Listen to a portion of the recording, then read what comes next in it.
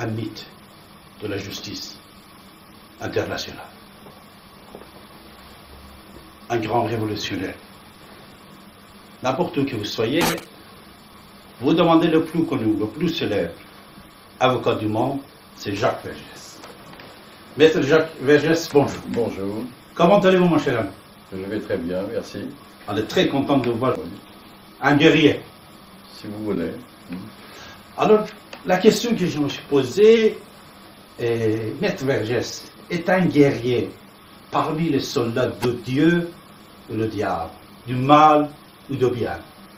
Comment vous le voyez? Écoutez, je ne vois pas le monde quand même de cette manière, le bien et le mal, mais disons que je me bats pour un idéal qui est considéré comme le bien par tout le monde, c'est-à-dire pour l'indépendance des peuples, contre l'humiliation, contre les atteintes à la dignité humaine, contre la torture, contre l'agression. C'est-à-dire, vous ne croyez pas à la dualité, mal et bien, noir et blanc. Vous croyez que troisième entité peut exister, gris? Non, je crois que les choses sont beaucoup plus complexes. Plus complexe que ça? Oui. Trois? C'est-à-dire ni deux, ni trois? Ni deux, ni trois. Que le blanc n'est jamais tout à fait blanc, que le noir n'est pas tout à fait noir. Alors, gris? Non, pas du tout. Non. Non. Non. Croyez-vous en Dieu? Je crois en l'homme. C'est l'homme qui a créé le Dieu? Je ne sais pas. Une force cosmétique qui peut être plus forte que l'homme. Je crois que rien n'est plus fort que l'homme. On le voit aujourd'hui. On l'a vu hier. Quand la France a combattu le FLN algérien, les Algériens étaient moins forts au point de vue militaire, au point de vue armement. Ils ont gagné. Les Vietnamiens ont gagné à la fois contre la France et contre les États-Unis. C'est-à-dire que c'est l'homme qui a gagné, c'est le courage de l'homme. L'homme contre l'homme, de toute façon. Non, l'homme contre la machine. L'homme contre la force morale contre la force matérielle. Moral n'avait pas de matériel pour gagner les guerres. Il avait le matériel. Qui? L'homme Ils qui a gagné. Ils avaient moins de matériel. Les Vietnamiens, quand ils ont battu les Américains, n'avaient pas d'avion. Quand ils ont battu les Français, ils n'avaient pas de chars. Les Algériens ont gagné leur guerre, ils n'avaient ni avion ni chars. Qu'est-ce qu'ils avaient? Le courage. Foi, le foi aussi. La force morale. La force morale. Est-ce que la force morale et le courage, les deux en même temps, pour faire gagner contre les grandes puissances? Sûrement. C'est l'histoire. C'est l'histoire. C'était comme ça. On n'a qu'à voir en Irak aujourd'hui. Les Américains sont avec une armée extraordinaire, c'est la plus grande puissance militaire du monde. Oui. Et ils ont frappé un pays beaucoup plus faible. Oui. Et ils sont pris maintenant, ils ne savent pas comment. C'est une défaite morale, c'est une défaite politique. Ils n'ont pas réalisé leurs objectifs. Et maintenant, ils ne savent pas comment s'en sortir. Est-ce que là-bas seulement c'est la faiblesse des Américains ou la force de d'autres services de renseignement sur place qui peut manipuler plusieurs tendances idéologiques politiques, mon cher maître? Non, on peut en penser toujours qu'il y a des forces étrangères, mais quand des hommes acceptent de mourir pour une cause, ça montre très bien que c'est une force morale. Ce n'est pas une faiblesse de mourir pour une cause? Pour une cause. Non, non. Parce que ça dépend de quelle cause, mon cher maître. Certains disent que la fin justifie les moyens. Peut-être la manière de faire la guerre justifie la guerre aussi. Les gens qui se battent, qui se sacrifient pour une cause, les Irakiens qui se battent, quelle qu'ils soit leur tendance, se battent pour la dignité de leur pays, pour la dignité humaine, se battent contre Abu Ghraib. Abu Ghraib est une monstruosité. Quand vous voyez des hommes nus, mourants, tirés avec une laisse par une jeune fille qui rit, nous sommes en pleine barbarie. Pendant la guerre d'Algérie, c'est l'usage de la torture qui a été la défaite morale du gouvernement français. Mon cher maître Jacques Vergès, croyez-vous que des messagers ou des prophètes ils étaient des choses positives dans l'histoire humaine? Oui ou non? Que les prophètes ont été une histoire positive, sûrement. C'était positif. Oui. C'est-à-dire, on va revenir à notre question première, ça veut dire Dieu, prophète, important. Même dans le combat. Vous citez l'Irak. L'Irak d'aujourd'hui ne pourrait pas continuer son combat contre les Américains sans prophète, sans Dieu. Oui, c'est vrai, sans cette croyance, oui, qui est respectable. Mais vous avez, les Vietnamiens se sont battus sans référence à Dieu. Mais ils avaient une croyance quand même, les Vietnamiens. Ils croyaient dans leur nation, dans la nation vietnamienne. Parce que toujours dans la philosophie, on dit l'objet à quoi vous croyez, ce n'est pas très important. L'important, c'est que vous croyez. Oui. C'est-à-dire la croyance. Les Vietnamiens croyaient dans le Vietnam, dans leur culture, leur histoire. Il existait quelque chose en dehors de l'être humain. Pensez. Non, la nation, la culture, c'est pas en dehors de l'être humain. Parce que ça divise de temps en temps. Pardon? Ça divise le peuple. La nation, non. Les Vietnamiens ont été unis dans le combat. S'ils n'avaient pas été unis, ils n'auraient pas gagné la guerre.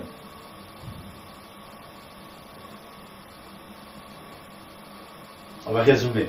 Dieu existe, les prophètes sont justes.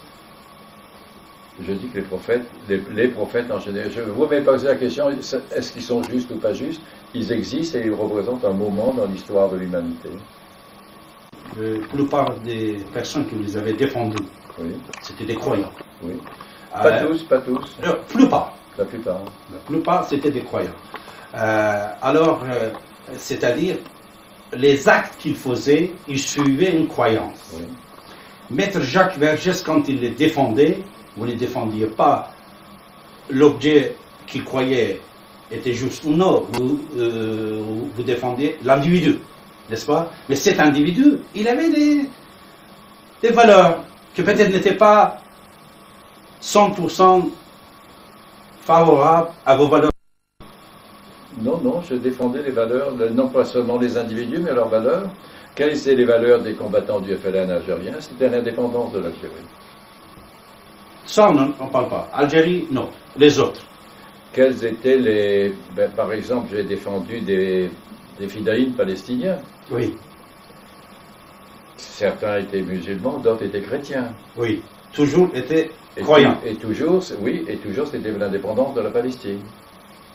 Mais s'ils n'étaient pas croyants, ils ne croyaient pas à Jésus comme sauveur, à l'islam politique révolutionnaire qui va changer le monde, jamais ils ne pouvaient pas devenir fédaïs. Parmi eux, il y avait des marxistes. George Habash, Naïf Ouattara. Parmi les Palestiniens. Je ne parle pas de ceux que je n'ai pas défendus, mais parmi ceux que j'ai défendus, il y avait des marxistes. Je vous confie un secret, mon cher. Pardon? Je vais vous confier un secret. Oui. Puisque je connaissais George Habash, Naïf Ouattara. Vous savez, pourtant que c'était des socialistes, on peut dire, des communistes, des marxistes. Oui. Mais à la fin, même je vais vous dire, les représentants de Fidel Castro. Juste le dernier, il y a déjà 2 ans, l'ambassadeur de Cuba en France. Quand on parle, quand on discute, à la fin, on arrive à quelque chose. C'est-à-dire, à la fin, on arrive à quelque chose. De temps en temps, on va le nommer le Dieu, la force organisateur du monde, je ne sais pas quoi. Mais il croyait à quelque chose plus fort que la puissance d'être humain. Tous ces gens-là. C'est possible. Si vous les avez connus et que vous me dites cela, c'est possible. C'est pour ça qu'on ne peut pas donner sa vie sans penser que cette vie, on va le donner pour quelque chose. Et là, ici, il commence quelque chose plus important que l'individu. Oui. Oui, c'est vrai. Croyez-vous à l'éternité de l'esprit et le retour de l'esprit, mon cher? C'est une question à laquelle je pense sans arrêt, sans trouver de réponse. Mais, dans le fond, Maître Jacques Vergès, croyez-vous que l'esprit est éternel? Ça dépend ce que vous appelez esprit. Le moteur de notre corps, de cette cadavre, le moteur, l'essence qui le fait bouger, les rêves qu'on fait, quand on fait nos yeux, on rêve, on voyage. Et pour la plupart des fois, dans tous ces voyages-là, nous voyons le passé ou le futur. Ça vous a déjà vu, non? Bien. Voyage d'esprit. L'esprit, il faut retourner. L'esprit, vous dites encore? Oui. Il faut retourner une fois qu'il quitte n'importe quel individu. Là, c'est un problème auquel je ne peux pas répondre. Vous voulez pas répondre, mais vous avez peut-être la réponse pour vous. Auquel je ne peux pas répondre pour l'instant. Maître Jacques Vergès, savez-vous que vous êtes un mythe dans le monde? C'est possible. Et à votre avis, vous êtes plutôt un mythe, un messager ou un prophète? Je ne suis pas un prophète, je n'ai pas cet orgueil. C'est vrai que je suis connu, et je représente, pas par moi-même, par ceux que j'ai défendus depuis 50 ans, depuis un demi-siècle, tous ceux qui se battent contre le colonialisme, tous ceux qui se battent contre l'agression, tous ceux qui se battent contre la torture, la domination des plus forts. Voilà ce que je représente. Est-ce que la terre, le pouvoir toujours, était à la main de mal, de diable, ou on avait de temps en temps quelques pouvoirs humanistes? Je crois qu'il existe des moments dans l'histoire des pays et de l'humanité où, à un moment, le pouvoir était humaniste, oui. Vous pouvez nous donner quelques exemples, mon cher maître? Écoutez, quand pendant la Deuxième Guerre mondiale, à 17 ans, je m'engage dans les troupes du général de Gaulle, il est bien évident que les forces du général de Gaulle représentaient vraiment un pouvoir juste. Ils se battaient contre l'Allemagne nazie, ils se battaient contre les collaborateurs en France, et en même temps, nous étions une armée qui menait une guerre propre. Nous étions victorieux, mais nous menions une guerre propre. Quand on entrait dans un village en Italie, on ne mettait pas le feu, on ne violait pas les femmes. Et demain, la même chose en Allemagne. C'est-à-dire, à partir de la France a construit des écoles, Alliance française, les Britanniques, des mosquées. C'est ça que vous voulez dire? Non, c'est pas ça. Colonisation? C'est pas ça du tout. Non. Vous parlez des Britanniques. Je n'arrive pas à comprendre comment, à Babylone, les Britanniques ont pu démolir les murs de briques du palais pour construire un barrage. Ça, pour moi, c'est le crime inexpiable. Je ne peux pas comprendre comment, en entrant dans Bagdad, les Américains ont protégé l'Institut du pétrole, mais laissé piller le musée archéologique. Et pillé non pas par des vandales, mais par des experts. Les copies n'ont pas été volées. Les œuvres authentiques ont été volées. Ça, c'est ce que je n'avais pas. Ça, c'était toujours l'attitude et la méthode des vainqueurs. Pas toujours. Un vainqueur qui était positif, sauf Général de Gaulle.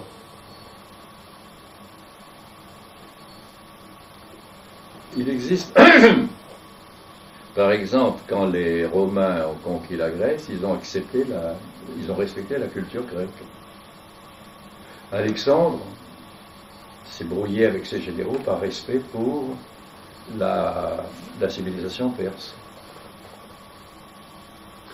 Par exemple, Alexandre, avant d'attaquer la Perse, lui-même, il avait une admiration pour cette civilisation. Oui. Alors, ce n'était pas le cas, c'est-à-dire, plutôt il se voyait d'être l'enfant de la Perse. Surtout après tout ce que sa mère, il avait dit, il se croyait de ne pas être l'enfant de Philippe, plutôt l'enfant de la Perse. Mais pourtant, ces soldats, au-dessus, ont brûlé certaines villes, ont volé nos Avestas, 120 ouvrages d'Avesta, c'était volé. Mais pourtant, c'était mieux d'être brûlé, parce que quand on vole, on peut l'utiliser. Alors, mon cher maître Jacques Vergès, pour vous qui êtes un homme courageux, ce n'est pas bidon de dire ça, maître Jacques Vergès, c'est un homme courageux. Alors pour vous, la peur, c'est quoi? Vous le connaissez, là? Non, je ne sais pas. Jamais vous ne l'avez pas? Non. Alors pendant un certain temps, on avait misé sur votre tête, c'est ça? Oui. Le gouvernement français, le Premier ministre de l'époque, avait donné l'ordre aux services spéciaux d'abattre 4 avocats. D'accord. Numérotés 1, 2, 3 et 4. J'avais le numéro 2, le numéro 1 a été tué. Et le colonel qui est en réserve aujourd'hui, qui n'est plus en activité, reconnaît que c'est lui qui a organisé l'assassinat et que c'était l'ordre du Premier ministre de l'époque. Alors quand on parle de Moussad, De on parle de Moussad, ça c'est pas vrai alors. Parce que Thierry Jean-Pierre, dans son livre, il parle de Moussad, service de renseignement israélien qui voulait vous tuer. Alors c'était la France plutôt. L'un n'exclut pas l'autre. Pourquoi? Ben, le Mossad peut vouloir tuer des gens et les services spéciaux français à un moment aussi. Mais Moussad, jamais il n'a pas oublié ni loupé ses cibles. Vous connaissez, vous savez ça mieux que moi, mon cher maître. Moussad, s'il voulait tuer quelqu'un, même si ça se passe 10 ans, 50 ans, 20 ans, et il va arriver à bout. Oui, je sais que le Mossad a tué un garçon de café marocain à l'île-à-Mer en Norvège, en pensant que c'était Salamé. Ouais. Donc le Mossad n'est pas infaillible non plus. Pour vous, votre vie était menacée. D'abord, ou peut-être, on peut commander de temps en temps, non? On pourrait, le Premier ministre français, il faut être commandé par un autre service de renseignement. Non, je crois pas. Alors, c'est-à-dire, aujourd'hui, grâce à Dieu, grâce au ciel, 85 ans, n'est-ce pas, mon cher? Pardon? Vous avez 85 ans? Non, non. Non? Non, j'ai seulement 82. 82, encore. Alors, que j'espère, comme on dit chez nous, chez les Perses, on dit, espérons que vous arrivez à 120, 140, comme mon grand-père, il a vécu 120 ans. Alors je dirais, comme on dit aussi, Inch'Allah. Inch'Allah. Alors, à 82 ans, grâce au ciel, vous êtes toujours vivant. Alors, les menaces qui existaient à l'époque, malgré tout ce que vous avez fait, c'est-à-dire, nous connaissons bien l'histoire. Dans l'histoire, il y a des individus qui font très très peu par rapport à ce que maître Jacques Vergès a fait. Alors, ils sont liquidés tout de suite. Ce que vous laissez toujours vivant, on est très très content de ça, c'est quoi ça? Peut-être. Alors, on va retourner à notre première question, le ciel. Alors, Peut-être. il y a quelque chose qui nous gère. Mais là-dessus, je vous dis, je ne peux pas vous suivre dans un débat, c'est trop compliqué pour un débat aussi bref. On peut l'utiliser pendant plusieurs émissions, mon cher maître. Oui, mais pour l'instant, c'est une seule émission, on est dans une seule émission qui n'était pas prévue pour durer très longtemps. Alors, mon cher maître, vous avez défendu plusieurs chefs d'État. Oui. Est-ce que vous avez travaillé, sauf les chefs d'État que vous avez défendus, pour le gouvernement, c'est-à-dire n'importe quel gouvernement, est-ce qu'il vous a fait... Là-dessus, il y a une légende inspirée par mes adversaires. Je n'ose pas dire mes ennemis. Je déjà défendre. En général, quand on dit que je défends des chefs d'État, je défends des pays. Quel que soit le régime en Afrique d'un pays, quand une société de bâtiments et de travaux publics française ou américaine ou allemande construit un complexe hôtelier immobilier et commet des malfaçons, défendre la société locale contre la société occidentale, ce n'est pas défendre le chef, c'est défendre les intérêts du pays. Bien sûr. Et même si le chef est un dictateur. Je vous dis, on ne parle pas des chefs, les 3 chefs africains. Non, est-ce que vous avez eu des contrats avec d'autres gouvernements?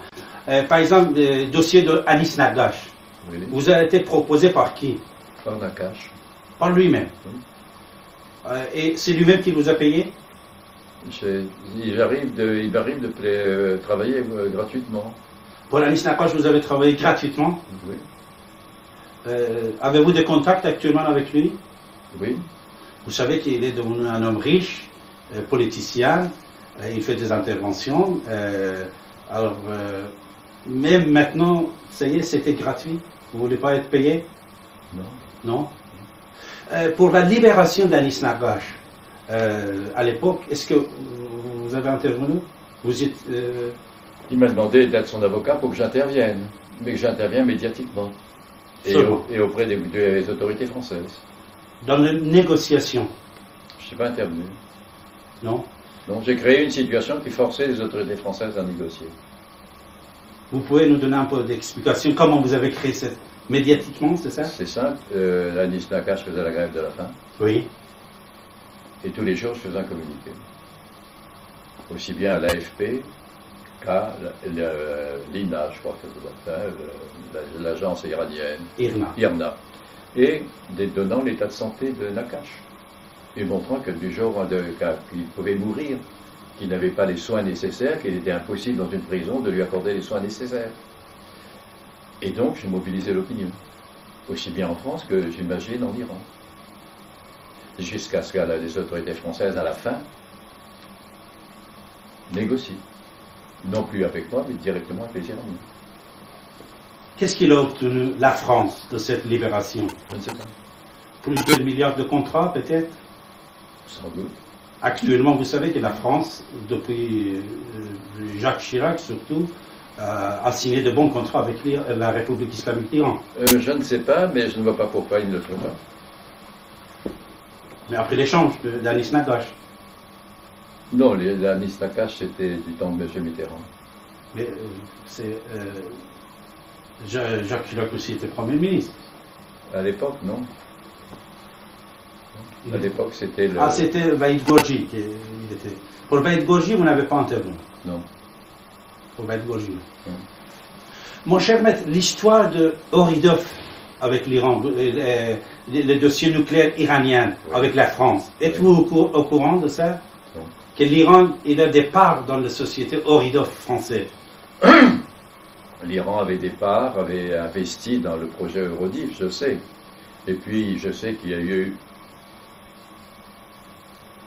un conflit lorsque le nouveau pouvoir est arrivé en Iran et qu'à la fin, au temps de M. Rafsanjani, un accord a été obtenu, mais je n'ai pas suivi cet accord. Vous n'avez pas suivi. Non. Alors, Saddam Hussein, on a entendu que vous étiez prêt à le défendre, mais tout d'un coup, tout était basculé. Pourquoi vous n'avez pas suivi le dossier de Saddam Hussein? Qu'est-ce qui s'est passé exactement? Ce qui s'est passé, c'est simple. Dans l'affaire de Saddam Hussein, 42 membres de sa famille m'avaient désigné. Mais sa fille, qui était l'invitée d'honneur du roi de Jordanie, avait désigné d'autres avocats.